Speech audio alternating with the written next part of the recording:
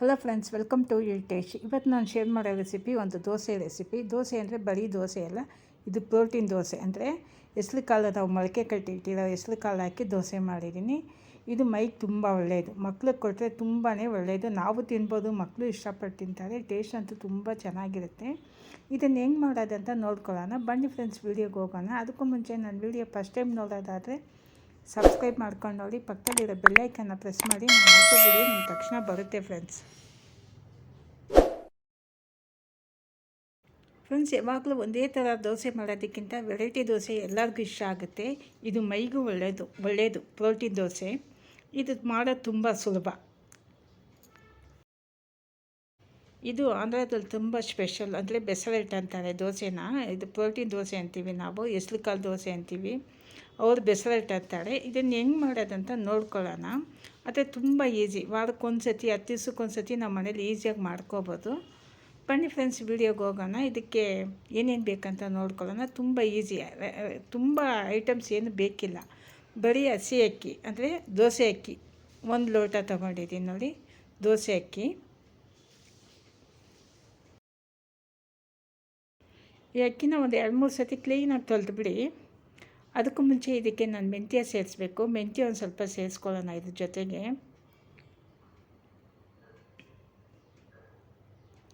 ಮೆಂತ್ಯ ಒಂದು ಅರ್ಧ ಸ್ಪೂನ್ ಮೆಂತ್ಯ ಸೇರಿಸಿ ಅದನ್ನು ಚೆನ್ನಾಗಿ ತೊಳೆದ್ಬಿಡಿ. ಎಲ್ಲ ಸೇರಿಸಿ ತೊಳೆದ್ಕೊಳ್ಳಿ.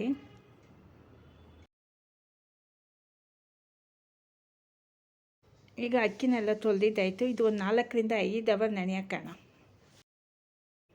ಇದು ಮೊಳಕೆ ಕಟ್ಟಿರೋ ಹೆಸ್ರು ಕಾಳು ಫ್ರೆಶ್ ಆಗಿದೆ. ನಾನು ಒಂದು ಅರ್ಧ ಲೋಟ ಹಾಕಿದ್ದೀನಿ. 1 ಲೋಟಕ್ಕೆ ಅರ್ಧ ಲೋಟ ಅಂತ ಸೇರಿಸಿದ್ದೀನಿ. ನೀವು ಬೇಕಾದರೆ ಇದೊಂದು ಲೋಟ ಅದೊಂದು ಲೋಟನೂ ಸೇರಿಸ್ಕೋಬೋದು, ಟೇಸ್ಟ್ ತುಂಬ ಚೆನ್ನಾಗಿರುತ್ತೆ.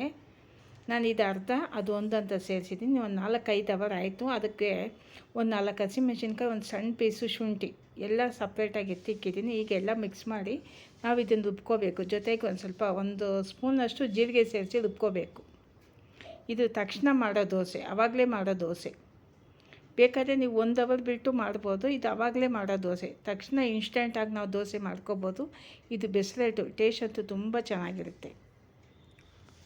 ಶುಂಠಿನ ಕಟ್ ಮಾಡಿ ಜೊತೆಗೆ ಜೀರಿಗೆ ಸೇರಿಸಿ ನೀವು ರುಬ್ಕೋಬೇಕು. ಇದು ಒಂದು 2 ಜಾರ್ ಆಗುತ್ತೆ.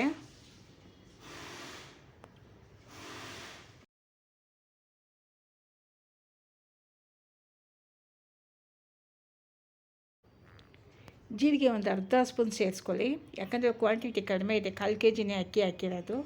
ಉಪ್ಪು ರುಚಿಗೆ ತಕ್ಕಷ್ಟು ಸೇರಿಸಿ ನೀರು ಒಂದು ಸ್ವಲ್ಪ ದೋಸೆ ಅದಕ್ಕೆ ರುಬ್ಕೋಬೇಕು. ನೀರು ಒಂದು ಸ್ವಲ್ಪ ಸೇರಿಸ್ಕೊಳ್ಳಿ, ಜಾಸ್ತಿ ಸೇರ್ಸೋಕ್ಕೆ ಹೋಗಬೇಡಿ. ಒಂದೇ ಸತಿ ನೈಸಾಗಿ ರುಬ್ಕೋಬೇಕು ಇದನ್ನು.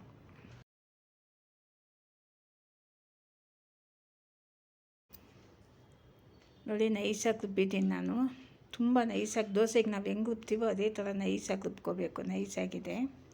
ಇದು ಒಂದು ಅರ್ಧ ಗಂಟೆ ಬಿಟ್ಟು ನಾನು ದೋಸೆ ಮಾಡ್ತೀನಿ.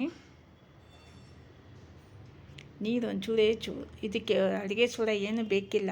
ನೀವು ಬೇಕಾದರೆ ಸೇರಿಸ್ಕೋಬೋದು, ನಾನು ಏನೂ ಸೇರಿಸಿಲ್ಲ, ಬರೀ ಉಪ್ಪು ಮಾತ್ರ ಹಾಕಿರೋದು ಇದಕ್ಕೆ.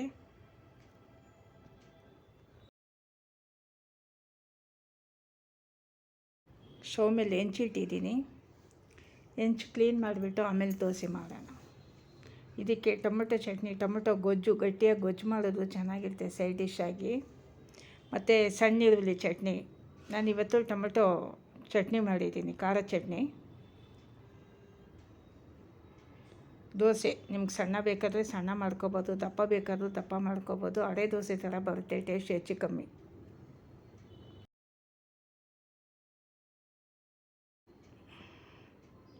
ಎಣ್ಣೆ ಒಂದು ಸ್ವಲ್ಪ ಧಾರಾಳವಾಗಿ ಬಿಟ್ಕೊಳ್ಳಿ. ಬೇಕಾದರೆ ಎಣ್ಣೆ ಬಿಟ್ಕೊಳ್ಳಿ, ಇಲ್ಲಾಂದರೆ ಹಂಗೆ ನಾವು ಮಾಮೂಲಿ ದೋಸೆಗೆ ಹೆಂಗೆ ಮಾಡ್ತೀವೋ ಮುಚ್ಚಿಟ್ಬಿಟ್ಟು ಹಂಗೂ ಮಾಡ್ಕೋಬೋದು ಇದನ್ನು.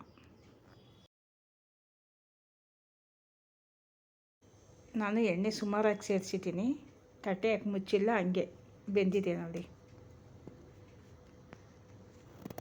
ಗರಿ ಗರಿಯಾಗಿ ಬರುತ್ತೆ ಇದು ದೋಸೆ. ನೀವು ಹೆಸ್ರು ಕಾಳು ಡಬಲಾಗಿ ಹಾಕಿದ್ರೆ ಕಲರು ಚೇಂಜ್ ಬರುತ್ತೆ ಫ್ರೆಂಡ್ಸ್. ದೋಸೆ ತುಂಬ ಚೆನ್ನಾಗಿ ಬಂದಿದೆ, ಪ್ರೋಟೀನ್ ದೋಸೆ. ನಿಮಗೆ ವಿಡಿಯೋ ಇಷ್ಟ ಆದರೆ ಶೇರ್ ಮಾಡಿ, ಲೈಕ್ ಮಾಡಿ, ಸಬ್ಸ್ಕ್ರೈಬ್ ಮಾಡಿ. ನಾನು ಒಳ್ಳೊಳ್ಳೆ ವೀಡಿಯೋ ಕೊಡ್ತಾ ಇರ್ತೀನಿ, ಸಬ್ಸ್ಕ್ರೈಬ್ ಮಾಡ್ಕೊಂಡು ನೋಡಿ ಫ್ರೆಂಡ್ಸ್. ಇವತ್ತು ನಾನು ಈ ಪ್ರೋಟೀನ್ ದೋಸೆಗೆ ಟೊಮೊಟೊ ಗೊಜ್ಜು ಮಾಡಿದ್ದೀನಿ. ಟೇಸ್ಟ್ ಅಂತೂ ತುಂಬ ಚೆನ್ನಾಗಿ ಬಂದಿತ್ತು.